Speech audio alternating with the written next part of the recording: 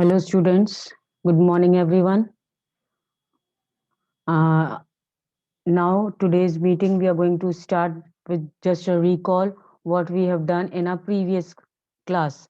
In our previous class, we have read about Mansabdars and Jagirdars, how they were given the uh, rank, the position in Mughal services, and they were given that position and rank was termed as Mansabs, and according to Mansabs, they were given the particular rank in the Mughal administration. They were having the salary and the military responsibilities in the Mughal administration. The individuals who were means given the services for the Mughal administration, they were called as mansabdars, and they hold special mansab, special rank or position that was called as mansab.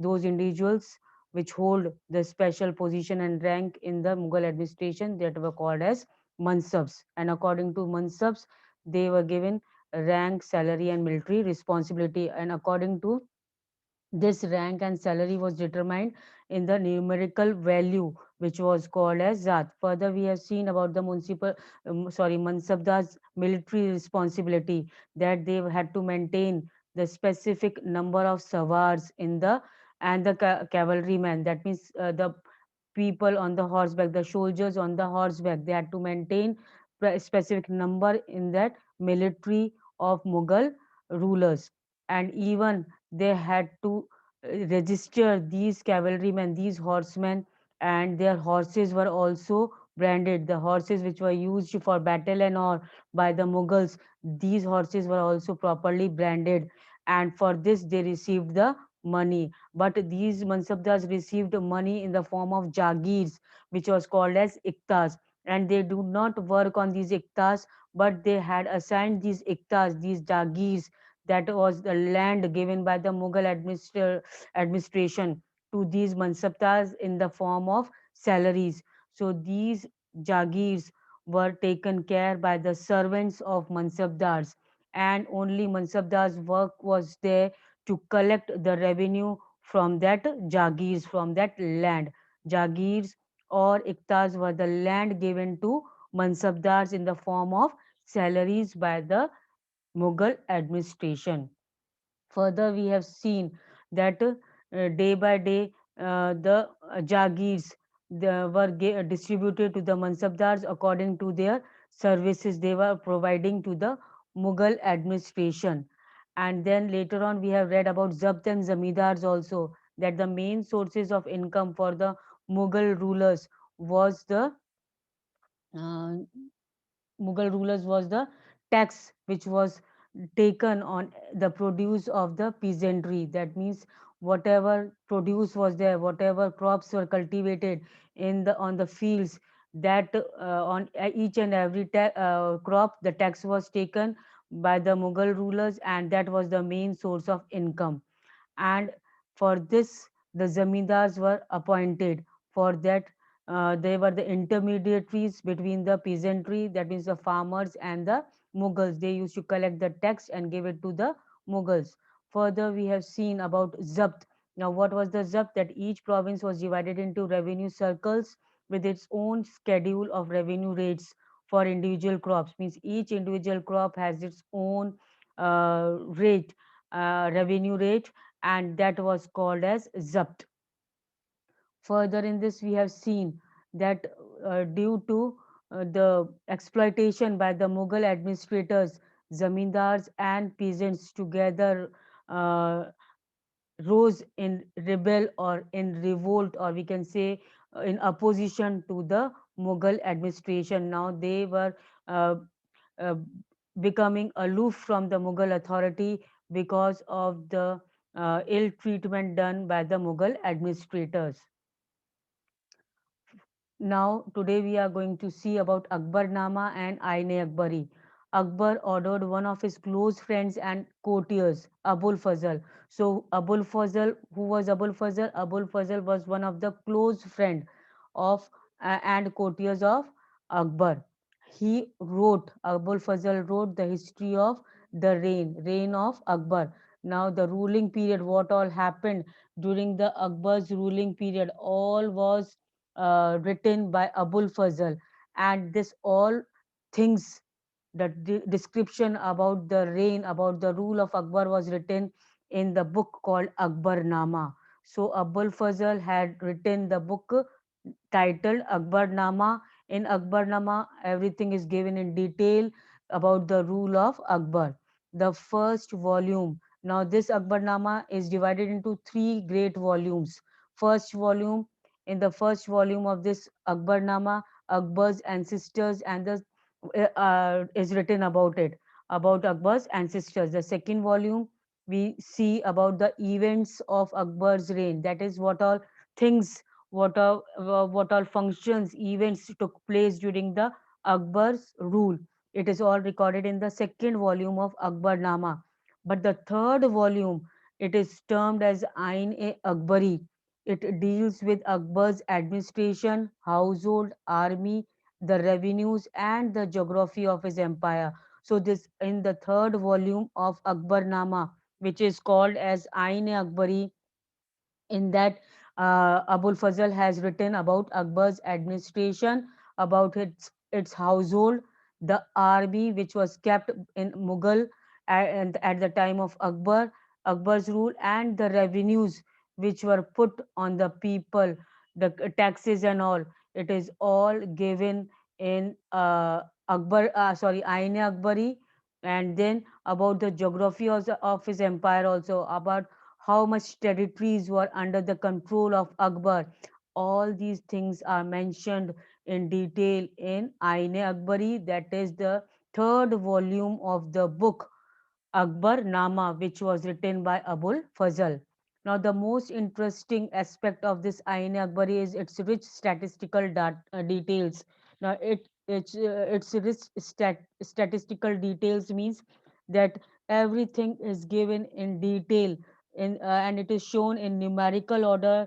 That is collection, proper analysis is given of each and every different crops which was produced during Akbar's reign, whatever production was made during the rule of Akbar, how the prices were fixed on each and every crop, the wages, the salaries, wages means the salaries each and every individual received, who were in the service of Mughal administration, and all the revenues which were taken by the Mughal administration. So all these things, the most interesting thing is that everything is given in detail in the numerical order.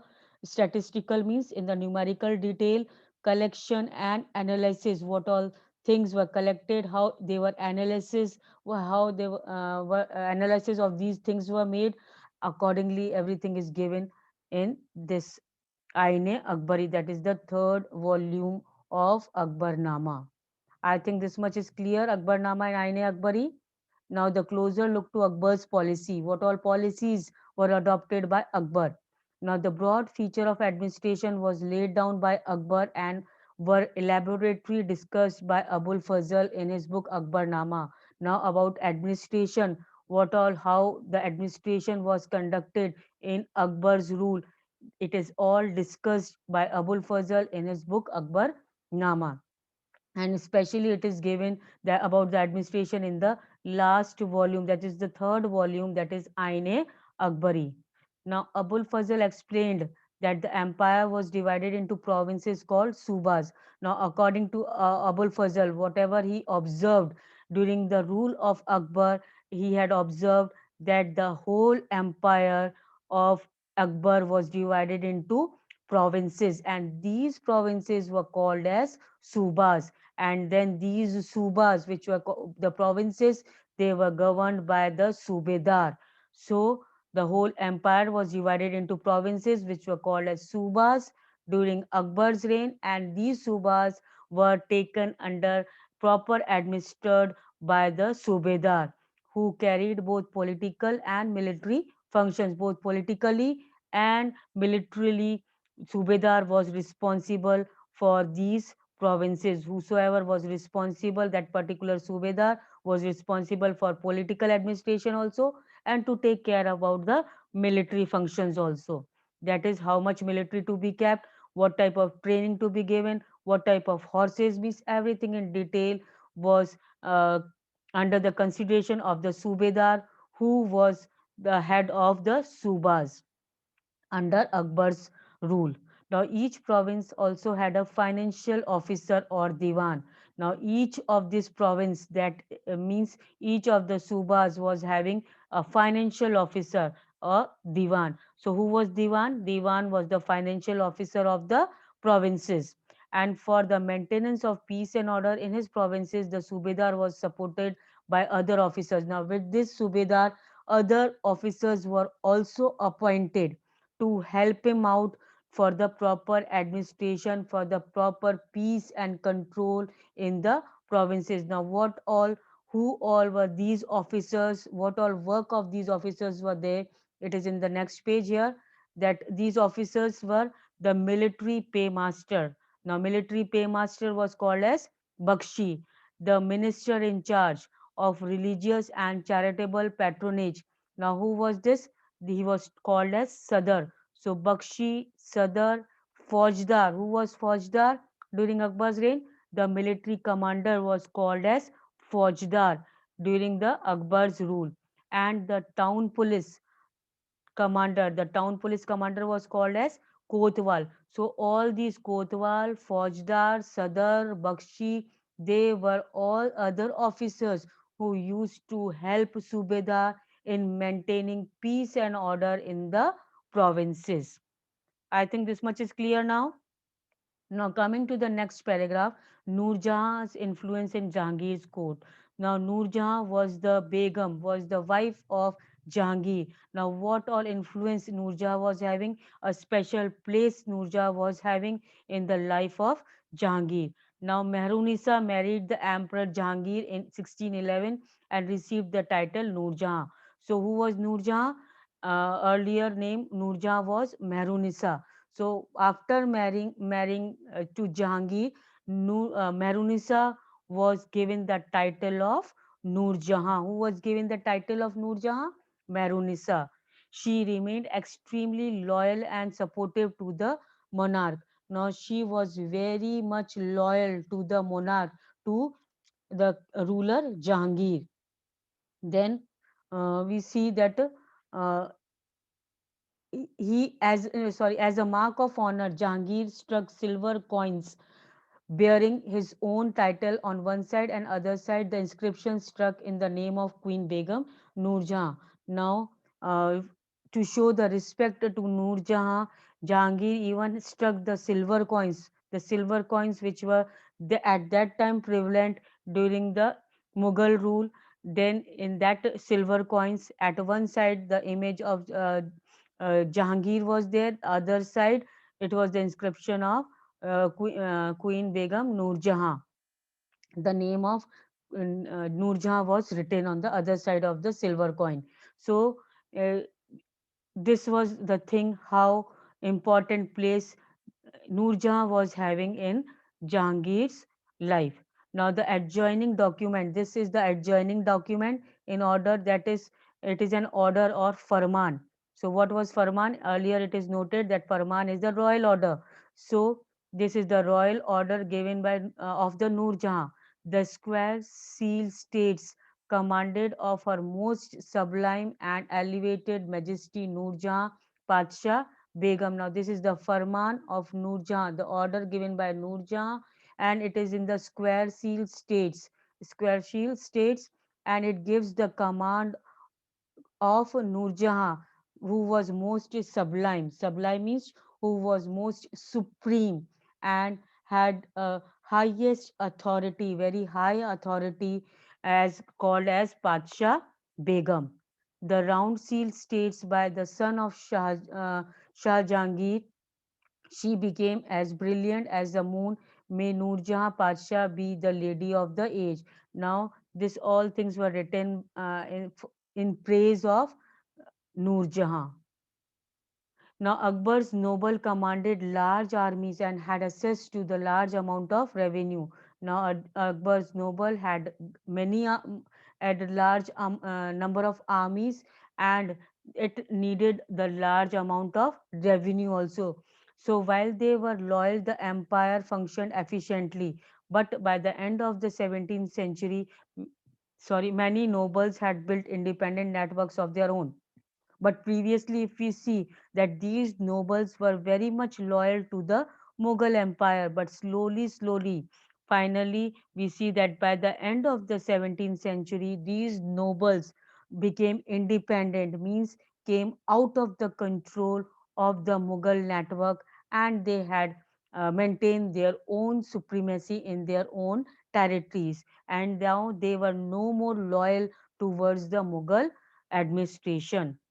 So their loyalties to the empire were weakened by their own self-interest. So they were now no more, these nobles who were appointed in the Mughal services, they were no more loyal to the Mughal administration, and thus it weakened the Mughal empire.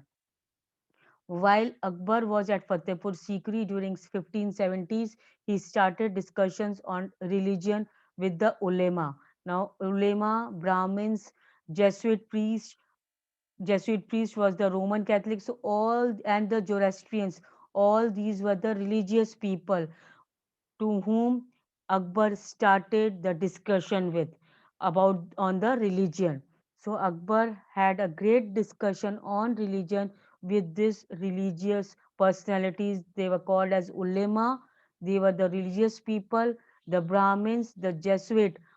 Jesuit were the priest, the religious preacher who were the Roman Catholics, who belonged to Roman Catholics, and the Zoroastrians. So all these people Akbar used to discuss on the matters of religion, and this discussion was made on the religious matter and at one special place which was called as Ibadat Khana. So these discussions took place in Ibadat Khana with other religious people and Akbar.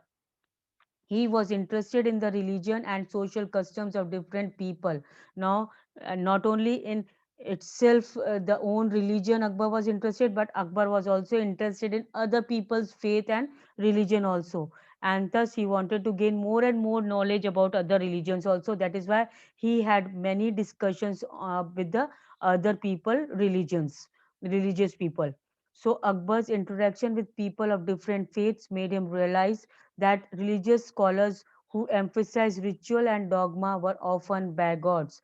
That means it shows that when Akbar was having interaction, the discussions with the different people's faith, religious faiths, and all, he realized that the religious scholars were emphasizing their own religions only, and they were becoming often bigots. That means they were giving now no more respect to other religious people. So according to Akbar, they were the bigots. Now what does the word dogma means here? The statement or an interpretation declared as authoritative with expectation that it would be followed without any question, means whatever religious people, religious priests used to give the instruction, that would to be followed by all that particular community, and without any question. And the people, they did not show, these religious people did not show any respect to other religious people, and this was clearly observed by Akbar when he used to have discussions with other religious people. Now their teachings created divisions and disharmony among his subject. Now their teachings, these religious people teachings, created a type of disharmony because they were not showing any respect to the other religions, and this eventually slowly led Akbar to the idea of Sulh-e-Kul or universal peace. Now Akbar started with the idea of Sulh-e-Kul. That means, what does the word Sulh-e-Kul mean? Sulh-e-Kul means universal peace. Now according to this idea, the idea of tolerance was propagated and did not discriminate between the people of different religion in his realm. Now in his realm means in the rule of Akbar, he had introduced Sulh-e-Kul, that means universal peace, in which all religions was treated equally. No discrimination was made in any among any religion. So this was called as Sulh-e-Kul. Instead, it focused on the systems of ethics, honesty, justice, and peace that was universally applicable. Means applicable, it was for all, that people should be honest, they should be getting justice, there should be peace everywhere. This was some ethics, moral duties of the people in the Akbar's reign, which shows that he was in favor of universal peace in giving respect to all religions equally. Now, Abul Fazl helped Akbar in framing a vision of governance around his idea of Sulh Kul. Now, this Akbar was helped in his universal peace in the Sulh Kul by Abul Fazl. So this principle of governance was followed by Jahangir also and Shah Jahan as well. That means after Akbar, its same Sulh-e-Kul, that is universal peace, was followed by Jahangir and Shah Jahan also later on. Now, what was Sulay-e-Kul? Sulay-e-Kul means the Jahangir Akbar's son described his father's policy of Sulay-e-Kul in the following words, that as in the wide expanse of divine compensation, there is room for all classes and the followers of all creeds. That means everybody was welcome to speak out about their own religion. Nobody was treated unequally there.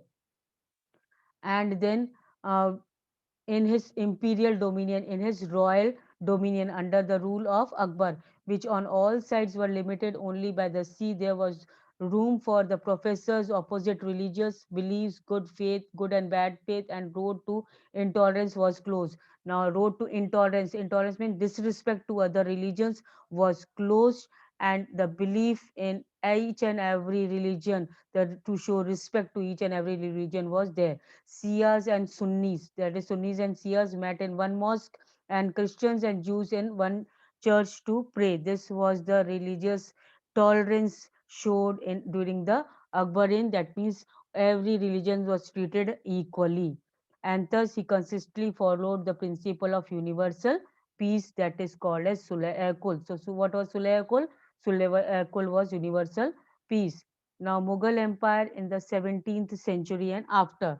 So I hope you have understood Sulh Kul properly, that is universal peace. Now coming to the next paragraph, the Mughal Empire in the 17th century and after. The administration and military efficiency of Mughal Empire led to great economic and commercial prosperity. So the administration was good enough to get great economic and commercial prosperity. Means the Mughal administration prosper a great in the field of economic and commercial. Then international travelers describe it as a favored land of wealth. That means land full of wealth. But these same visitors were also appalled at state of poverty that existed side by side with the greatest opulence. Means which were the in the oppose of this Mughal, there they were telling about the poverty which was also there prevailing during the Mughal rule. Now the inequalities were glaring. Inequalities were now coming uh, after the 17th century. Now documents from the 20th year of Shah Jahan reign informed us that the highest ranking Mansabdar were only 445 in the number out of total of 8,000. Now out of 8,000 Mansabdars, only 445 Mansabdars used to have the highest ranking in Mughal administration.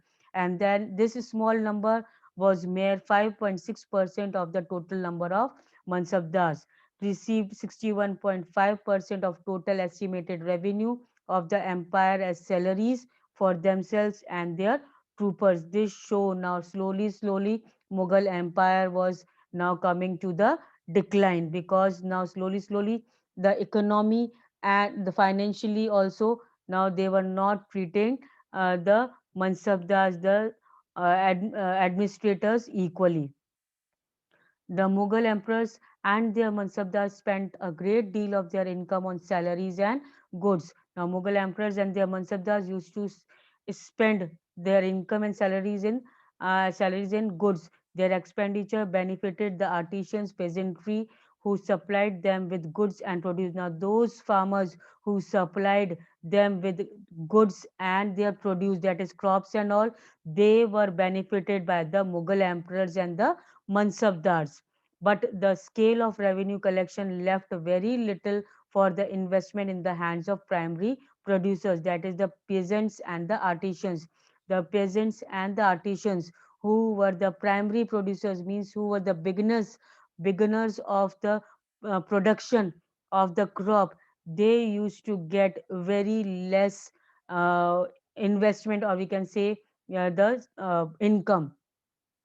The poorest among them lived from the hand to mouth, and they could hardly consider investing in additional resources, that is, tools and supplies to increase productivity. That means the poorest people in the Mughal administration only got the thing that they can satisfy their daily needs only. There was no ex, uh, additional resources could not be bought as tools. Now additional resources were the tools and other supplies to increase the productivity. They could not think, these peasants and these artisans could not think to have any other tool or supplies to increase the productivity, because they were not getting so much profit from their produce in the Mughal administration.